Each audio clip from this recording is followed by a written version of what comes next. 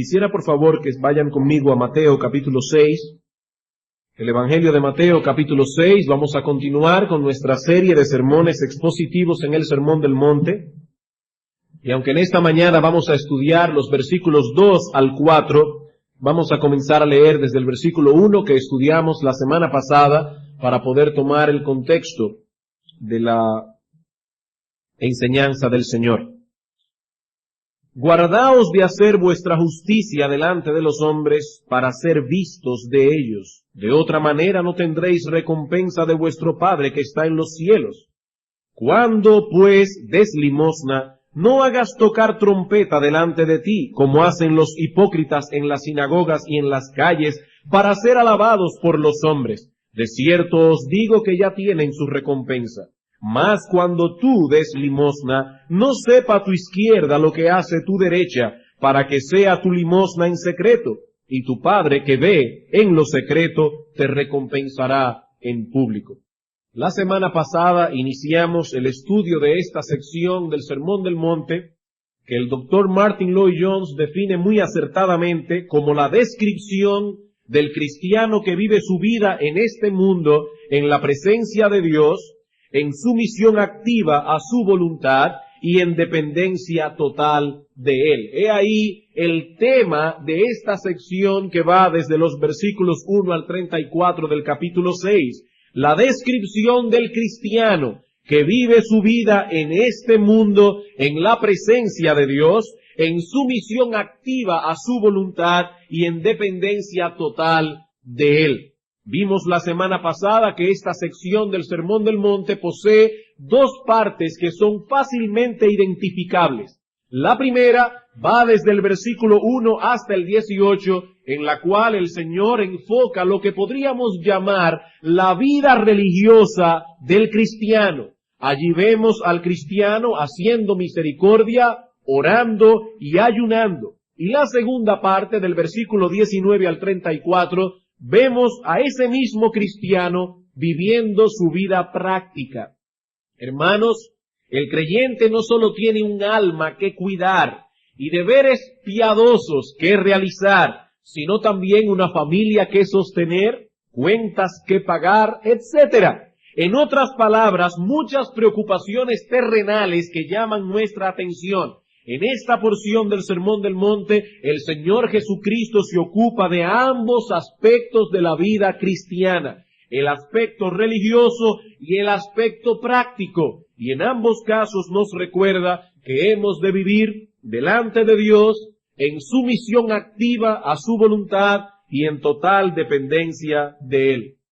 La semana pasada iniciamos el estudio de la primera sección, los versículos 1 al 18, considerando algunos principios generales que encontramos en el versículo 1 acerca de nuestra vida religiosa. El Señor Jesucristo parte de la premisa que los cristianos harán ciertas cosas que los identificarán como cristianos. Vean el versículo 2. Cuando pues des limosna, no es una orden a dar limosna. El Señor está presuponiendo que si tú eres cristiano, darás limosna. Versículo 5. Y cuando ores. Versículo 16. Y cuando ayunéis.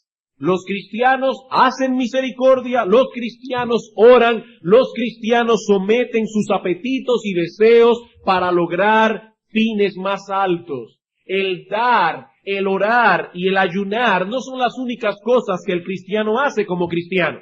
Pero decíamos la vez anterior que estas tres cosas resumen en cierto modo todas las actividades piadosas de la vida espiritual. ¿En qué consiste la vida espiritual del cristiano? En tres cosas. En hacer misericordia, en tener comunión con Dios y en mortificar la carne. Así que estos tres ejemplos prácticos que el Señor Jesucristo escogió fueron sabiamente seleccionados. El hacer estas cosas no hacen que un hombre sea cristiano. Nadie será salvo por dar, nadie será salvo por orar o por ayunar, pero todo cristiano evidenciará la realidad de su fe a través de estas cosas. La vida cristiana se evidencia y se fortalece a través de esas actividades. Vamos a ilustrar esto con el nacimiento de un niño. Cuando un niño nace, de inmediato se evidenciará que está vivo a través del llanto. El doctor no le pega una pela por todo el trabajo que le dio sacarlo de la barriga, o del vientre. Es que eso va a activar sus pulmones para que el niño comience a respirar por sí mismo. Ese llanto indica que el niño está respirando, que el niño está vivo, pero no es el llanto lo que lo trajo a la vida. Porque está vivo, llorará. Y ese llanto evidenciará que sus pulmones están funcionando bien. Si el niño no respira es porque nació muerto. De igual modo, una fe que no mueve a un hombre o a una mujer a hacer misericordia, a orar y a mortificar la carne es una fe muerta. Y una fe muerta será tan ineficaz para el pecador como sus obras muertas.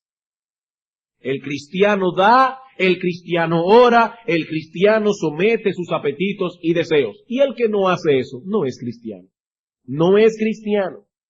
Ahora noten algo, hermanos, que por falta de tiempo no pudimos considerar la semana pasada. El Señor está presuponiendo, repito, que los cristianos harán estas cosas, pero al mismo tiempo les da directrices positivas y negativas acerca de cómo deben hacer estas cosas. Ellos la harán y el Señor presupone que la harán, pero al mismo tiempo Cristo motiva a los suyos a hacerlo. Y más que eso, les da directrices específicas de cómo hacerlo. El Señor está diciendo a sus discípulos, cuando den limosna, cuando oren, cuando ayunen, no lo hagan así. Háganlo más bien de esta otra manera. En otras palabras, el Señor está regulando la vida piadosa del cristiano. Pastor, ¿y eso qué tiene que ver? ¿Qué importancia tiene eso? Algunos creyentes tienen nociones muy abstractas de la vida cristiana. Y piensan que todas estas cosas deben fluir libremente, deben fluir naturalmente si somos cristianos genuinos. Y por lo tanto piensan que a estas cosas no se le deben poner reglas, porque no son entonces naturales. Y lo que no es natural es artificial, y lo que es artificial es hipócrita. Las cosas deben fluir. Y si no fluyen naturalmente, no debemos hacerlas. Si no deseo orar, no debo orar. Si no deseo leer la Biblia, no debo leer la Biblia. Si no deseo venir a la iglesia, no debo venir a la iglesia. Pues si lo hago, estaré actuando como un hipócrita. No es que yo digo que eso sea así. Estoy tratando de decir lo que esos cristianos piensan, como ellos razonan. Hermanos, una cosa es la obediencia y otra la hipocresía. Una cosa es la obediencia y otra la hipocresía. No siempre las cosas fluyen de un modo natural. No siempre es así. El Señor dice aquí a sus discípulos que hay una serie de regulaciones prácticas que deben tomar en cuenta a la hora de dar, de orar y de ayunar. El tener reglas no nos hace legalistas. Hay personas que odian las reglas, porque piensan que el mero hecho de tener reglas nos hace legalistas. No, hermanos. Cristo pone reglas a la vida de piedad. Tomen la oración como un ejemplo. En este mismo pasaje, y lo vamos a estudiar unos domingos después, el Señor Jesucristo confeccionó un modelo para que nosotros lo sigamos en nuestras oraciones. Vosotros, pues, oraréis así. Y no hace falta que aclaremos que el Señor Jesucristo no esperaba que sus discípulos repitieran el Padre Nuestro. No es que cada vez que oremos vamos a decir, Padre Nuestro que estás en los cielos, santificado sea tu nombre, etcétera, etcétera. El Señor está dándonos aquí más bien un modelo a través del cual nosotros vamos a guiar y diseñar nuestras propias oraciones. Lo que Cristo está diciendo a sus discípulos es, al orar, tomen en cuenta esto. Estas son las peticiones que deben ocupar vuestro tiempo de oración. Y más aún, dice Cristo, hay un orden específico en vuestras oraciones. El reino de Dios y la gloria de Dios deben ocupar prioridad, un lugar de prioridad en vuestro clamor delante de Dios. Eso es lo que el Señor nos enseña en el Padre Nuestro. Sin embargo, para muchos creyentes sería inaudito examinar su vida de oración a la luz de un modelo preconcebido. Eso sería inaudito. Suponen que debemos ir a la presencia de Dios sin pensar lo que vamos a decir previamente, sin tener un orden específico en nuestras peticiones. Todo debe fluir naturalmente. De lo contrario, dicen ellos, nos estaremos comportando como unos hipócritas. Y así guían toda su vida cristiana. Si me levanté esta mañana sin deseos de venir a la iglesia, debo quedarme porque si voy, soy un hipócrita. No, hermanos, eso no es hipocresía, eso es obediencia. Los cristianos deben hacer misericordia, orar, ayunar y muchas otras cosas más. Pero todo eso lo harán en medio de una lucha a muerte contra sus deseos. En medio de una lucha contra sus malas motivaciones, contra la pereza, contra el hastío. Eso es la vida cristiana. Claro, no siempre es así. Gracias al Señor que no siempre es así, pero muchas veces es así. De ahí la necesidad de que se nos provean directrices y estímulos específicos para el desempeño de esos deberes piadosos.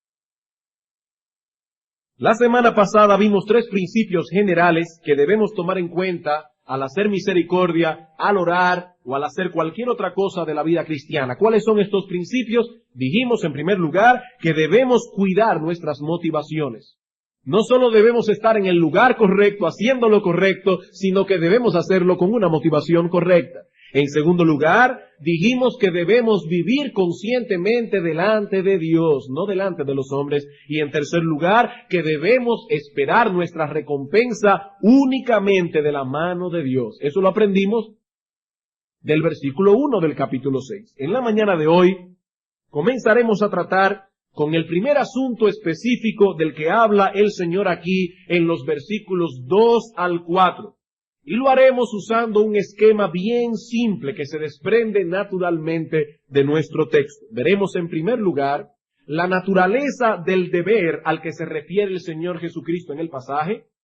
En segundo lugar, veremos el mandamiento específico que Cristo da tocante a ese deber. Y en tercer lugar, la motivación que Cristo nos da para el cumplimiento de ese deber. Comencemos viendo entonces, hermanos, la naturaleza del deber. ¿Cuál es el asunto del que se habla en nuestro texto? El versículo 2 nos da la respuesta. ¿Cuándo pues des limosna? El Señor está hablando aquí de dar limosna.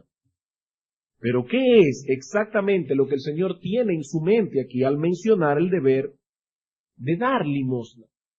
Resulta interesante notar, y voy a dar algunos detalles técnicos aquí, pero es importante, hermanos, que la palabra griega que se traduce aquí como limosna viene de la misma raíz que la palabra griega que la Biblia traduce como misericordia. Ambas palabras están íntimamente relacionadas. Dar limosna es una sola palabra griega, relacionada íntimamente con la palabra misericordia.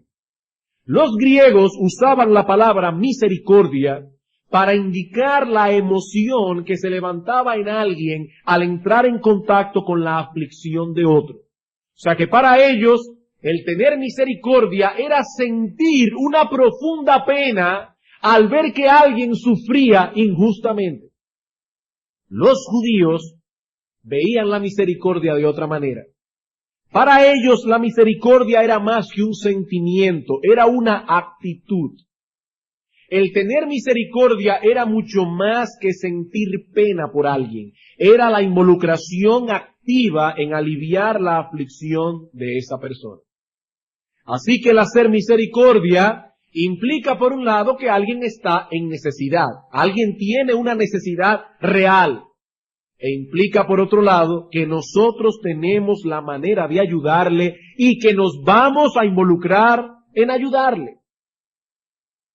Y una de esas expresiones de misericordia es precisamente la de dar limosna. En su sentido más estricto, El dar limosna significa proveer para las necesidades materiales de alguien. Ese es el sentido más estricto de la palabra limosna. Dar dinero, ropa, comida, y todo eso movido por la misericordia que nos provoca la necesidad del individuo. Por ejemplo, ustedes recuerdan, hermanos, esa escena que aparece en Hechos capítulo 3, cuando el apóstol Pedro y el apóstol Juan fueron al templo a orar y se encontraron con un cojo a la puerta del templo, la puerta llamada La Hermosa. ¿Qué estaba haciendo ese cojo? Ese cojo estaba pidiendo limosna. Ahora, ¿qué era realmente lo que él estaba pidiendo? La reacción del apóstol Pedro nos lo indica. Pedro ve a este hombre y le dice, yo no tengo plata ni oro que darte. Pedro entendió perfectamente lo que este hombre estaba pidiendo. Él deseaba algún tipo de ayuda material, aunque en este caso recibió algo mucho mejor. En Hechos capítulo 9, versículo 36, también se nos dice que Dorcas, Tabita, abundaba en buenas obras y en limosnas que hacía. Ese es el sentido primario en que se usa aquí la palabra limosna. Hermanos, Cristo espera que los suyos se involucren en ayudar materialmente a aquellos que están en necesidad. Sí hay una serie de principios que no los vamos a repetir aquí. Los vimos cuando estudiamos aquella sección del Sermón del Monte, cuando Cristo dice al que te pida, dale.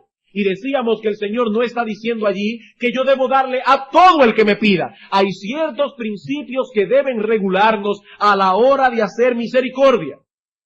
Pero el énfasis que quiero hacer en esta mañana es que el Señor Jesucristo presupone que sí, teniendo esos principios claros en mente, los cristianos genuinos se involucran en ayudar materialmente a los que están en necesidad. Dice el apóstol Juan en Primera de Juan capítulo 3, el que tiene bienes de este mundo y ve a su hermano tener necesidad y cierra contra él su corazón, ¿cómo mora el amor de Dios en él? ¿Cuál es la respuesta que el apóstol Juan esperaba? La respuesta es no puede morar el amor de Dios en una persona que no sabe tener misericordia del necesitado. En una persona así, el amor de Dios no mora. El cristiano es aquel que, consciente de su propia necesidad y miseria delante de Dios, ha ido delante del trono de la gracia clamando por misericordia y ha recibido misericordia. El cristiano sabe que Dios el Padre envió a su Hijo a morir en una cruz para pagar la deuda que habíamos contraído con Él por nuestras transgresiones. Y lo que el cristiano tiene en su corazón es, si Dios me ha amado hasta ese punto, hasta el punto de entregar a su Hijo para suplir la mayor de las necesidades humanas, ¿cómo puedo ahora yo cerrar mi corazón hacia aquellos que sufren carencias materiales, teniendo en mis manos el poder de aliviarlas? El Señor asume que el cristiano ha recibido un corazón sensible a las necesidades de los demás, y por ello asume que se involucrarán en este asunto de dar limosnas. Ahora, es indudable, hermanos, que el dar limosnas posee un sentido mucho más amplio que el de suplir para las necesidades materiales de otro. ¿De dónde se deriva la palabra dar limosna? Decíamos hace un momento, de la palabra misericordia.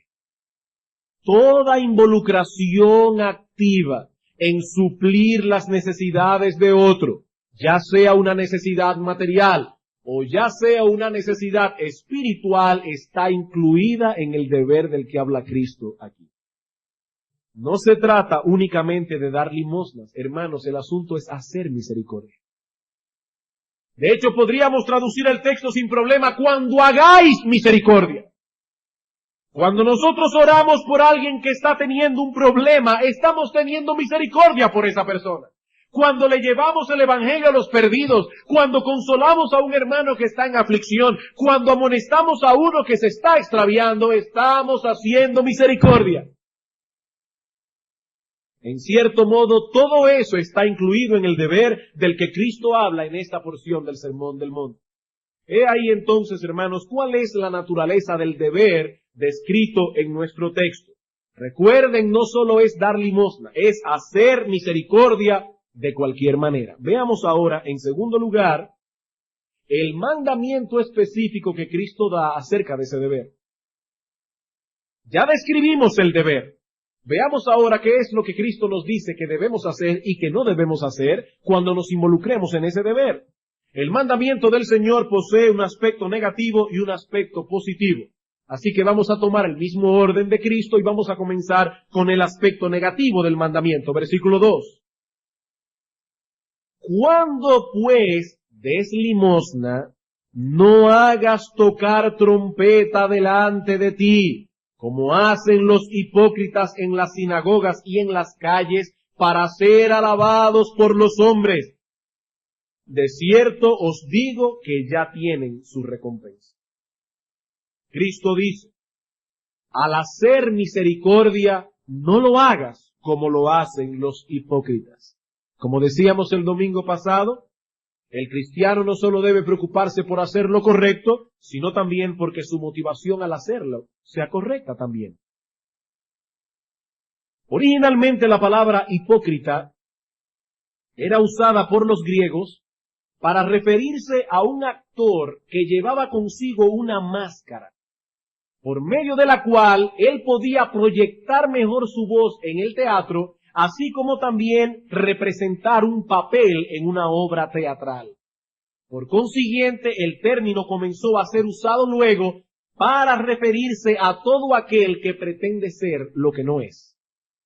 ¿De dónde proviene la palabra hipócrita? Era ese actor que usaba una máscara en una obra de teatro. Andando el tiempo, la palabra hipócrita comenzó a ser usada en el idioma griego para referirse a todo aquel que pretende ser lo que no es. El Señor está advirtiendo a sus discípulos que no deben vivir su vida de piedad como si fuesen actores, representando un papel. El actor en una obra de teatro representa un carácter que no es el suyo.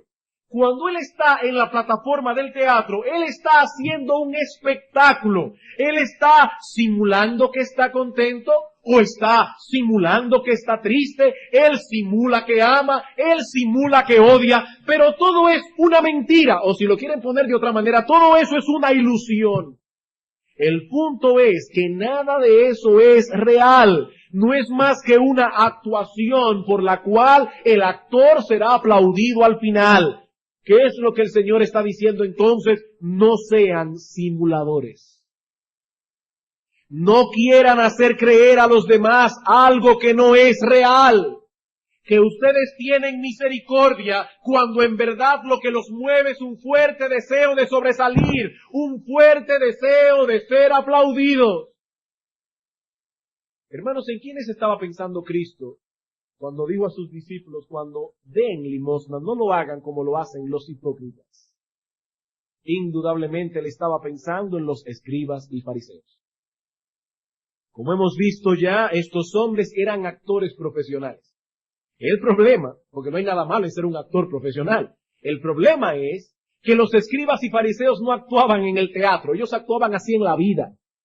El escenario de ellos era la vida. Ellos vivían actuando. En Mateo capítulo 23, versículo 5, el Señor dice de ellos que hacían todas sus obras, para ser vistos por los hombres. Esa era su motivación. Cuando iban al templo, cuando enseñaban, cuando ofrendaban, que los demás pensaran bien de ellos. Ganar la reputación de que eran hombres piadosos y misericordiosos. Por eso los escribas y fariseos hacían todo lo que hacían.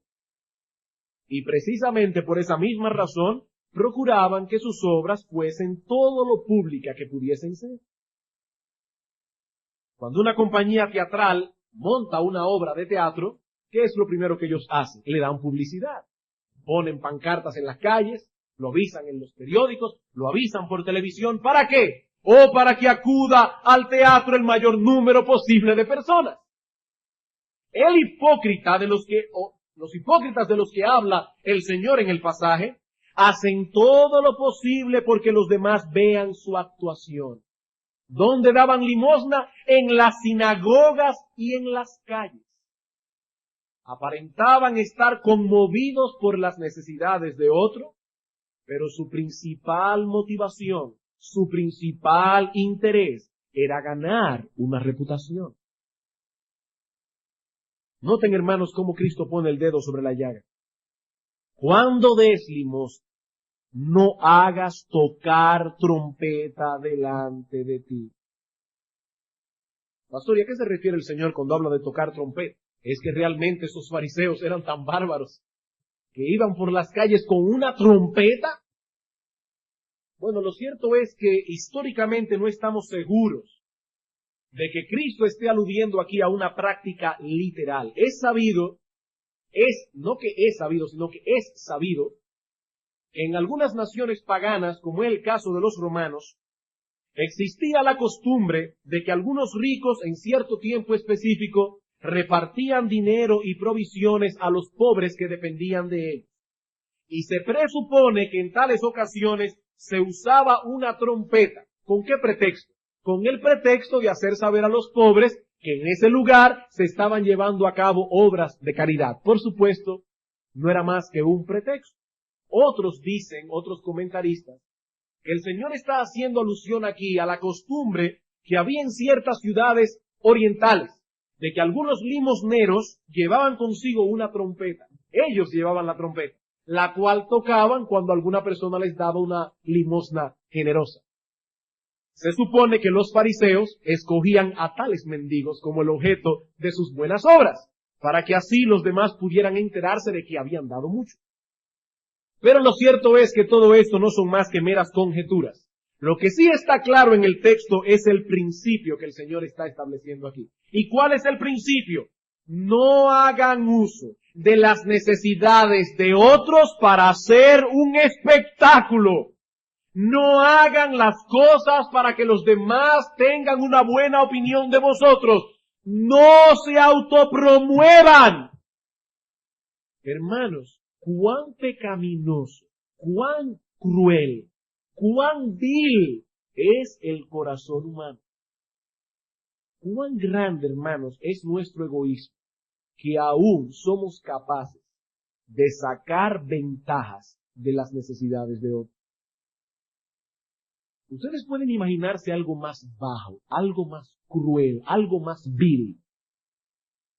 Y sin embargo, ¿quién puede levantar la mano y decir que nunca ha sido culpable de ese pecado? Cristo advierte a sus discípulos que no deben dar publicidad a las cosas que hacen, que deben cuidar los impulsos de sus corazones, mortificar esa tendencia que tenemos a buscar el aplauso de los hombres. Eso es lo que el Señor está diciendo. No sean como los hipócritas. No envíen un pregonero delante de vosotros para que los demás se enteren de las cosas que hacéis. No atraigan la atención sobre vosotros mismos. Y yo me pregunto, hermanos, ¿no es verdad que continuamente somos tentados en ese sentido? ¿Y cuán sutiles somos muchas veces al hacer estas cosas? No siempre usamos un pregonero literal, ni tampoco se nos ocurriría la idea de tocar una trompeta. Pararse allí en la caja de ofrendas y decir, hermanos, voy a ofrendar. No, a nadie se le ocurriría hacer eso. Nuestro corazón engañoso es mucho más sutil. Es mucho más sutil. Pero de una forma u otra nos hacemos sentir. De una forma u otra hacemos que los demás se enteren de lo que hemos hecho. Cristo dice, si haces las cosas para ser vistos de los hombres, si haces las cosas para ser alabados por ellos, recibirás las alabanzas de los hombres, pero no recibirás nada más. No recibirás nada más. ¿Qué debemos hacer entonces? Veamos el mandamiento positivo, versículo 3. Mas cuando tú des limosna, no sepa tu izquierda lo que hace tu derecha, para que sea tu limosna en secreto. Noten con cuidado, hermanos, cuál es la recomendación de Cristo a sus discípulos. Esto es muy importante. A pesar de que hay un peligro envuelto en el dar limosna y en hacer misericordia de cualquier manera, el remedio no es que dejemos de darla. Hay un peligro, pero el remedio no es dejar de darla. El Señor vuelve otra vez a presuponer que los suyos darán limosna. Cuando tú des limosna, en otras palabras, deja a los hipócritas hacer lo que hacen con una mala motivación. Ustedes, en cambio, háganlo con una motivación correcta. ¿Y por qué yo digo esto? Porque algunos parecen tener tanto temor a la hipocresía que entonces se paralizan y no hacen nada. Es que yo no quiero ser hipócrita. Entonces no hacen nada. Para no caer en el peligro de buscar el aplauso de los hombres, he decidido no involucrarme en ese tipo de actividades. Pero eso no es lo que el Señor dice aquí. Cristo presupone que los suyos darán limosna, que tendrán misericordia del necesitado, y que al hacerlo trabajarán con esa tendencia que hay en el corazón y que probablemente se manifestará a buscar la gloria de los hombres. Hermano, cada vez que tú quieres hacer una buena obra, inmediatamente el pecado se levanta. ¿Qué dice el apóstol Pablo en Romanos capítulo 7? Queriendo yo hacer el bien, es que yo descubro esta ley, que el mal está en mí. Inmediatamente me dispongo a hacer algo bueno, inmediatamente descubro esa ley, el mal está en mí. ¿Qué debo hacer entonces? ¿Dejar de hacer buenas obras? No, hermanos, debo hacer la buena obra y luchar con mi corazón. Hermanos, ¿alguna vez ustedes han pensado los peligros que encierra para un hombre el pararse domingo tras domingo delante de una congregación para predicar la palabra de Dios? ¿Alguna vez ustedes han pensado en los peligros que encierra para el alma de un pobre y miserable pecador pararse en un púlpito domingo tras domingo y tener la atención de decenas o centenas de personas oyendo lo que él está diciendo? Hermanos, esa actividad encierra un enorme peligro para el orgullo del predicador. ¿O ustedes piensan que no? ¿Qué debemos hacer entonces? ¿Dejar de predicar? ¿O hacerlo mal a propósito?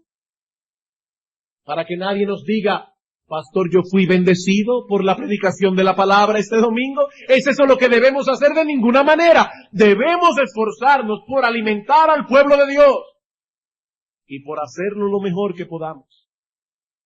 Pero al mismo tiempo debemos hacerlo con la conciencia de que somos lo que somos por la pura gracia de Dios.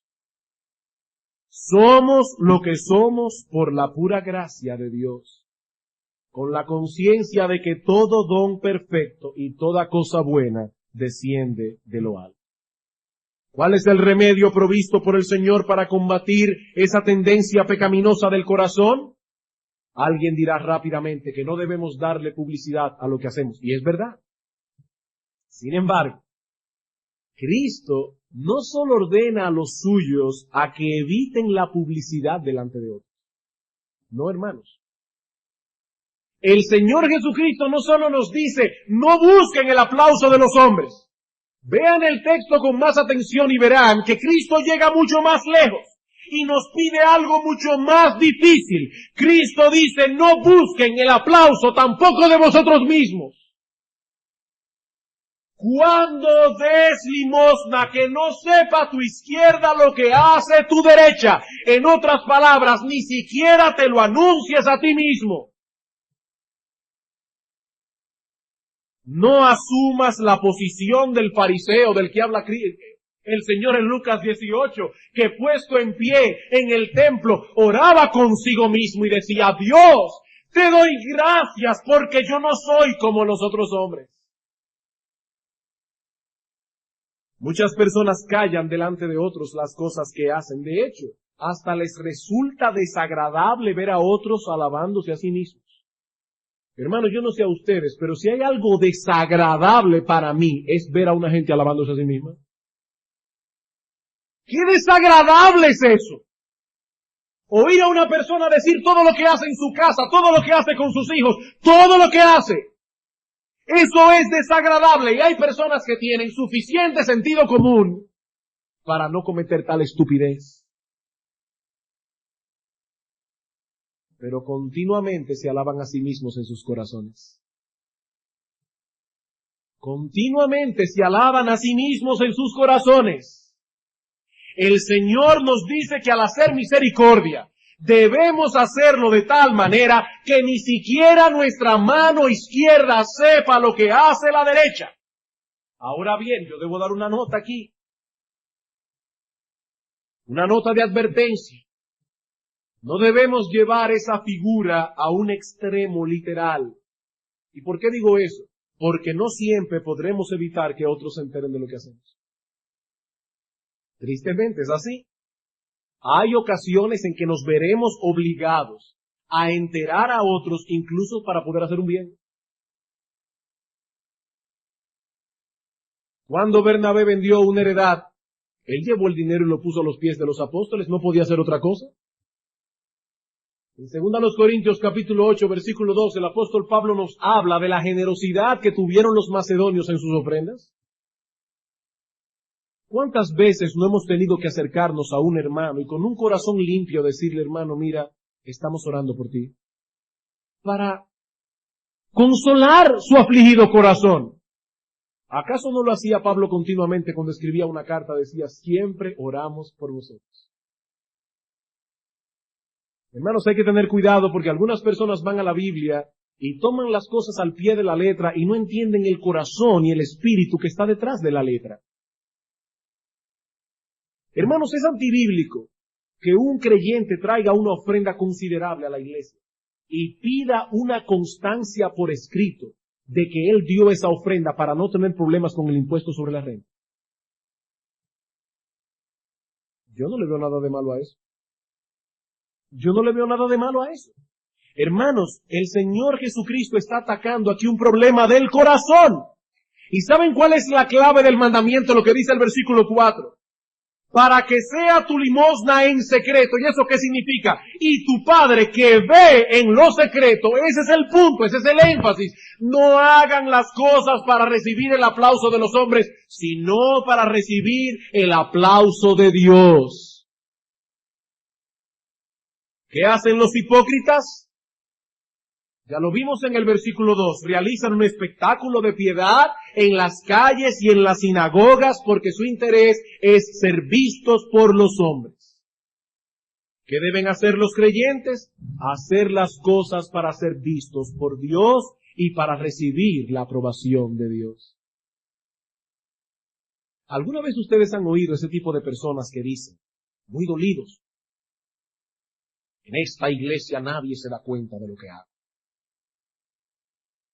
Nadie repara en todas las cosas que hemos hecho por los hermanos todos estos años. ¿Han visto alguna vez personas que se quejan de esa manera? ¿Saben lo que esa persona está reconociendo? Está reconociendo que las cosas que ha hecho, las ha hecho para ser vistos por los hombres. Y su caso es verdaderamente patético, porque ni recibió la alabanza de los hombres, ni la va a recibir de Dios, porque no lo hizo para Dios. Qué triste ese caso. Lo hizo para la iglesia y la iglesia ni cuenta se dio. Y de Dios tampoco recibirá nada porque no lo hizo para Él. El Señor Jesucristo nos advierte que el que hace las cosas para los hombres, para recibir el aplauso y la aprobación de los hombres, no recibirá nada de la mano de Dios. Debo hacer misericordia pensando siempre en el ojo de Dios. Dios me está viendo. Y cuando voy a la caja de las ofrendas, Dios me está viendo. Ese es el motor que da vida a mis acciones. Y cuando mis corrupciones se levanten y sienta el impulso de publicar lo que he hecho, o sienta el impulso de vanagloriarme en mi corazón y decir, ¡wow! ¡Qué creyente soy yo! Recordaré entonces que soy lo que soy por la gracia de Dios.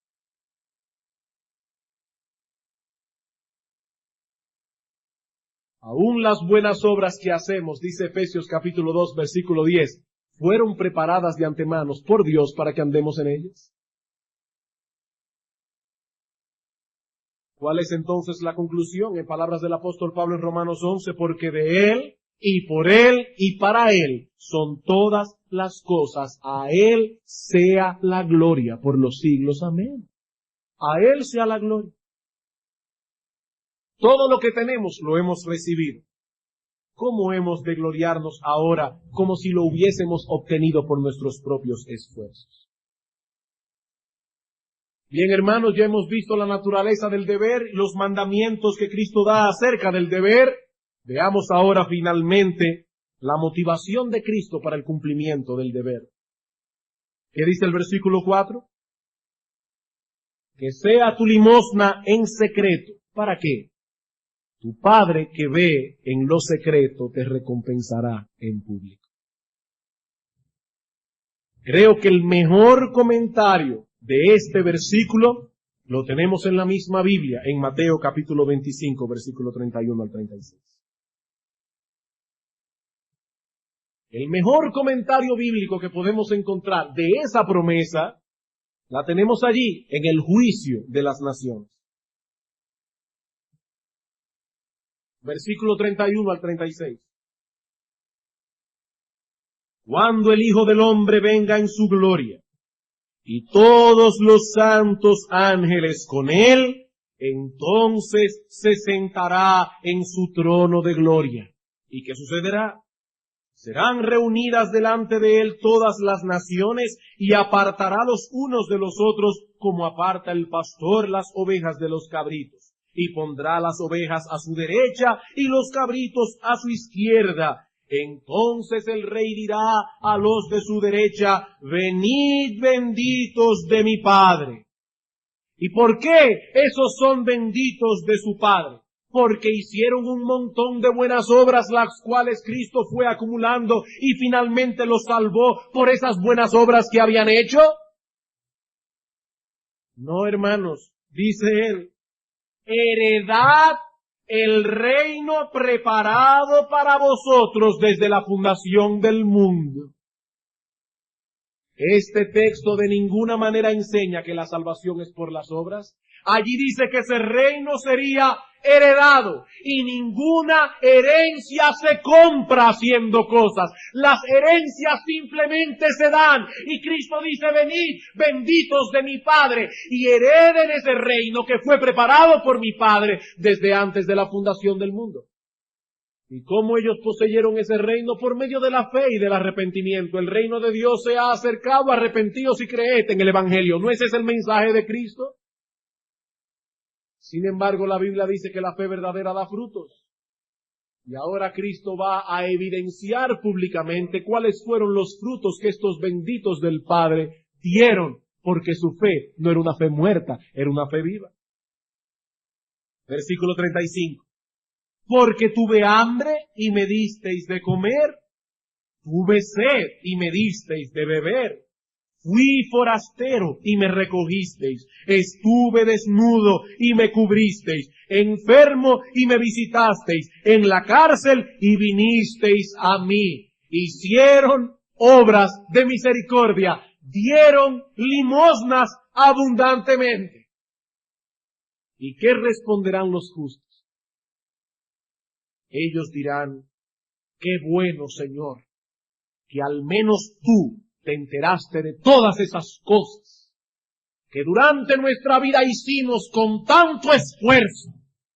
Esperábamos que alguien se hubiese dado cuenta y qué bueno, nos alegra saber que al menos tú nos viste, Señor. ¿Es eso, hermanos, lo que los justos van a responder a Cristo en ese día? Versículo 37. Entonces los justos le responderán diciendo, Señor, ¿y cuándo te vimos hambriento y te sustentamos? ¿O sediento y te dimos de beber? ¿Y cuándo te vimos forastero y te recogimos? ¿O desnudo y te cubrimos? ¿O cuándo te vimos enfermo o en la cárcel y vinimos a ti? Y respondiendo el rey les dirá, de cierto os digo que en cuanto lo hicisteis a uno de estos mis hermanos más pequeños, a mí lo hiciste. Estos hombres y mujeres practicaron el principio de que habla el Señor en Mateo capítulo 6. Ellos no llevaban una libreta de contabilidad de sus buenas obras. No solamente no lo publicaron a otros, tampoco se lo publicaron a sí mismos. Hicieron todo lo que hicieron con un fuerte sentido de indignidad, sabiendo que eran débiles hombres movidos por la gracia de Dios. Ese era el sentimiento del apóstol Pablo, que dice: yo no hago el bien que quiero. Yo no hago el bien que quiero.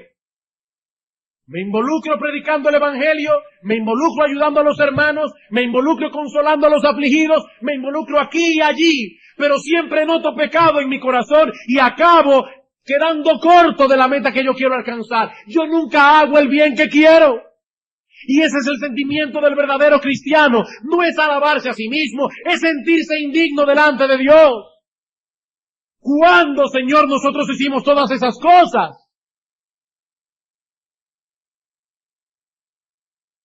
Es así como se ven a sí mismos. Ellos se ven así a sí mismos. Y dirán: siervo inútil soy, que lo que debía hacer hice, y ni siquiera lo hice como debía hacerlo. Ah, pero ¿qué recibirán el día del juicio? Esos débiles cristianos, que nunca harán una obra perfecta porque somos imperfectos, que muchas veces verán pecado en su corazón mezclado con sus buenas acciones, pero aún así mortificaron su carne e hicieron lo que tenían que hacer. ¿Qué recibirán en el día del juicio? Recibirán el aplauso de Cristo y el aplauso de su Padre. Bien, buen siervo y fiel. En lo poco fuiste, no perfecto, pero sí fiel. Tu Padre que ve en secreto te recompensará en público. Hermano, deja que sea Dios que lleve la cuenta. No alimentes tu orgullo, no alimentes tu soberbia. Deja que sea Dios que lleve la cuenta, porque Él lo ve todo y más que eso lo registra todo. Y algún día, dice la Biblia, dará a cada uno conforme a sus obras. Él te recompensará en público, delante de todos. Todo cuanto habéis hecho para su gloria, Él se encargará de anunciarlo públicamente. No importa qué tan pequeño o qué tan insignificante haya sido a los ojos de los hombres, Dios lo habrá notado y no lo olvidará. Hermanos, los hombres olvidan, pero Dios no olvida. En Hebreos capítulo 6, versículo 10 tenemos esta promesa. Dios no es injusto para olvidar vuestra buena obra y el trabajo de amor que habéis mostrado hacia su nombre, habiendo servido a los santos y sirviéndoles aún. Dios no olvida. La dulce melodía que producen nuestros oídos, las alabanzas y los aplausos de los hombres, tarde o temprano se desvanecerá. Hermano, escucha bien, esa dulce melodía, porque es dulce la melodía. Como decía un santo del pasado, me gusta que me alaben, pero aborrezco el placer que siento. ¡Qué dulce es la melodía de la alabanza y el aplauso de los hombres! Pero te aseguro, esa dulce melodía dejará de sonar algún día, pero la alabanza de Dios resonará en nuestros oídos por los siglos de los siglos. Hermanos, que Dios nos ayude a vivir nuestra vida delante de Él, buscando su aprobación, buscando su aplauso, buscando su gloriosa recompensa. Que Dios nos ayude, porque nuestro Padre que ve en lo secreto, entonces nos recompensará en público. Vamos a orar. ¿Quiénes somos nosotros, oh Señor y Dios nuestro, para que tú prometas en tu palabra que has de recompensar a tus hijos? ¿Acaso no es verdad, Señor, que nosotros somos lo que somos por tu pura gracia? ¿Acaso no es verdad que eres tú quien produces en nosotros el querer como el hacer por tu buena voluntad? ¿Cuál es entonces nuestro mérito? Oh Señor, pero gracias por ser un Dios tan bueno y por motivarnos con estas cosas. Pero reconociendo nuestro pecado, ahora te suplicamos que nos ayudes, oh Señor, porque es tan difícil dejar de oír el aplauso de los hombres para poner nuestros oídos en el aplauso que viene del cielo. Ayúdanos, oh Señor, a vivir enteramente para ti. Te lo suplicamos en el nombre de Jesús nuestro Señor. Amén.